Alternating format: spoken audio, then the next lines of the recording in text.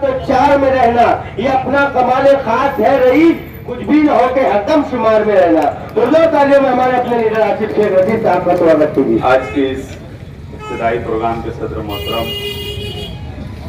Niall भाई, मंच पे तशरीफ फरमा असलम अंसारी साहब, एजाज उमर साहब, जफर अहमद साहब, सईद भाई, मालेगांव शहर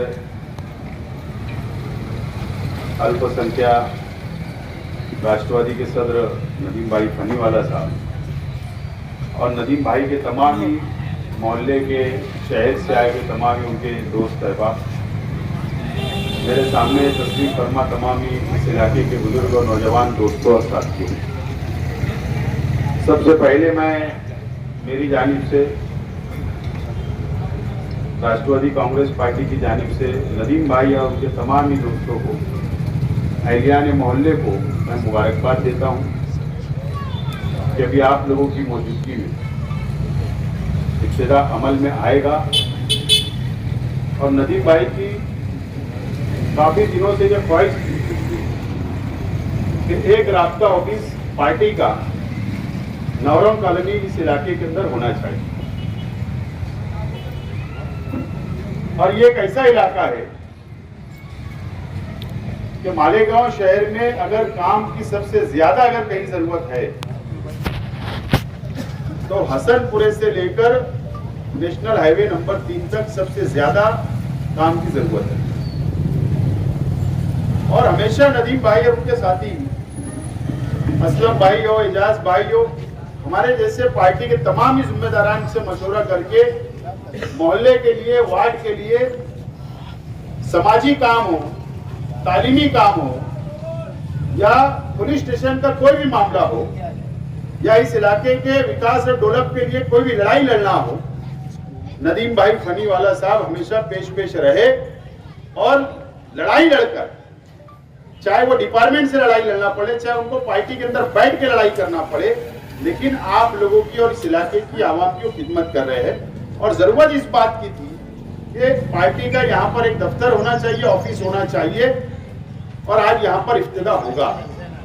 और मुझे उम्मीद है कि इस इलाके के अंदर पार्टी का भी काम होगा और साथ साथ में इस इलाके के जो भी मसाइल होंगे, चाहे वो तामीरी काम के हो, चाहे पानी का मसला हो, लाइट का मसला हो, पावर हाउस का हो, पुलिस स्टेशन का हो या डेवलपमेंट का हो, इंशाल्लाह बढ़ चढ़कर नदीम भाई के साथ पूरी पार्टी उनके साथ खड़ी रहेगी।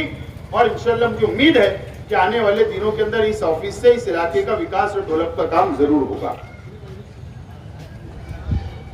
उससे पहले हमारे साथियों ने तकरीर की, आपको तफसील बताने की कोशिश की।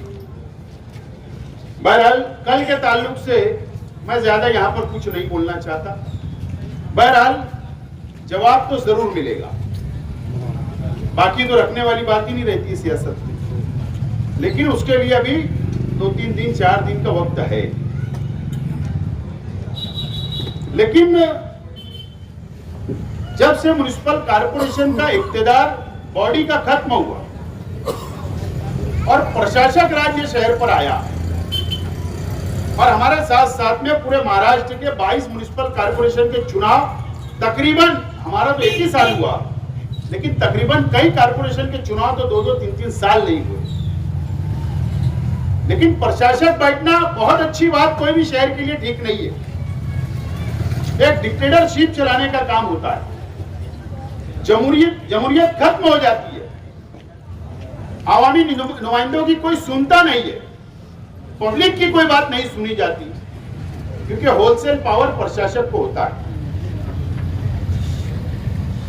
और ये हमारे तमाम ही मीडिया के साथी यहाँ पर बैठे हुए हैं, चाहे वो प्रिंट मीडिया हो, इलेक्ट्रॉनिक मीडिया हो, चाहे उर्दू हो, चाहे मराठी हो। अगर आप लोग अखबारात पढ़ते होंगे तो आप लोग ये जरूर महसूस कर रहे होंगे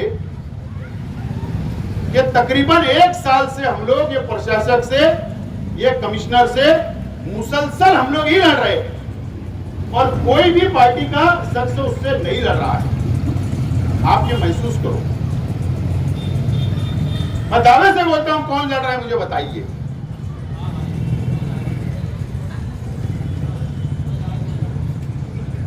प्रशासक ये शहर के लिए घातक है, ये शहर को लूटने का काम कर रहा है, ये शहर को बर्बाद करने का काम कर रहा है। जब हमने सवाल उठाया कि गवर्नमेंट की इतनी स्कीम तू लाने की बात कर रहा है तो अपने हिस्से का पैसा कहां से अदा करेगा। पहला अगर हमने लड़ाई की शुरुआत की तो हमने ये कहा कि 500 करोड़ रुपया से ज्यादा कारपोरेशन कर्ज में डूब जाएगी।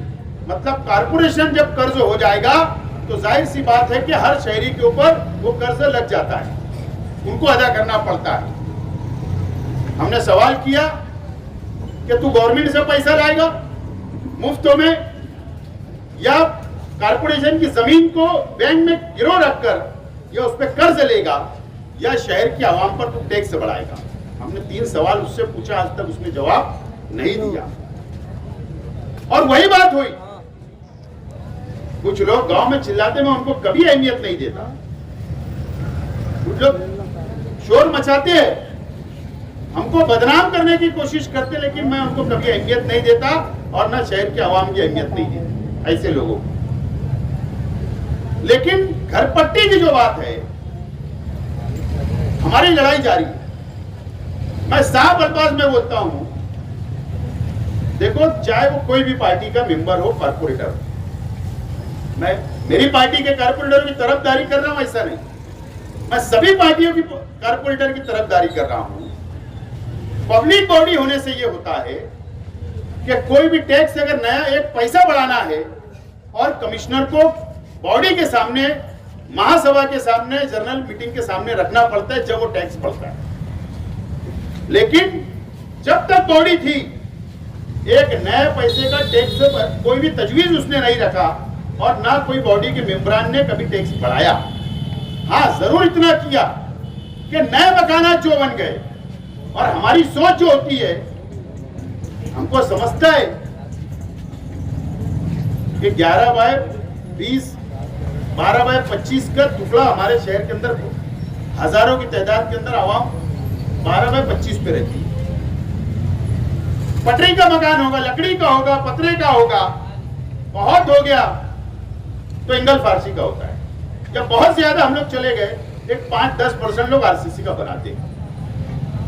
लेकिन मुझे बताओ, शहर का एक हिस्सा ऐसा भी है जहां पर आलीशान बंगले बने।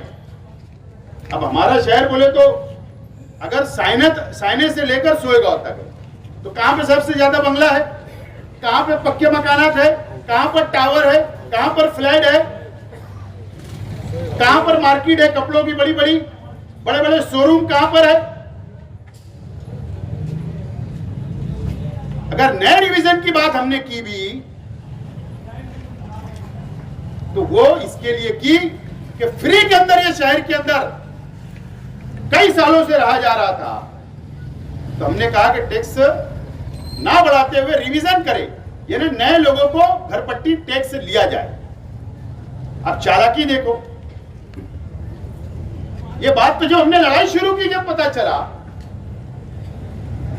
कि दादा भूसे साहब का जो असेंबली हल्का है, मैं जिम्मेदारी से बोल रहा हूं, प्रभाग नंबर 1 बोला जाता है, नदी के उस इलाके को, उस बाजू के, ना वहां पर रिवीजन करने दिया गया, ना वहां पर घर पट्टी नहीं लगाने दी गई और ना घर पट्टी की पौती तकसीम करने दी गई। कौन कर रहा है?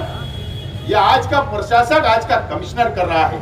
जब हमने मीटिंग के अंदर खुला इल्जाम लगाया तो वो तो परेशान हो गए थे कि इनको कैसे पता चला। और असलम अंसारी साहब के मोबाइल में रिकॉर्डिंग है, जिसने सर्वे करने जो गया था उसको हकाल दिया गया। ऐसी रिकॉर्डिंग भी हमने मीडिया के सामने रखी। उसके बाद 2 नंबर प्रभाग यानी नदी की इस बाजू को उन्होंने तकसीम करना शुरू किया। हमारी लड़ाई जारी है और मैं आज ऐलान करता हूं, ना घर पट्टी भरना है, ना घर पट्टी की पौती लेना है और ना किसी से डरना है। एक शहर में 2 कानून नहीं चलेगा। लेकिन ये जिम्मेदारी किसकी है मुझे बताइए। आज तो मैं माजी हूं, ये असलम अंसारी साहब भी माजी है, ये भी आज कारपोरेटर नहीं है, मैं भी माजी हूं। सब साबित हो गए। सिर्फ आज ही कोई है तो ये शहर का एमएलए है। कौन है? हुकूमत में बैठे असेंबली में बैठ रहे हो, तुम कमिश्नर की गलती पकड़ के ये उसका कान खींचकर नहीं पूछ सकते कि ये शहर के अंदर तूने क्यों किया भेदभाव? एक लफ्ज नहीं बोला गया। ये बड़े बहुत अफसोस की बात है।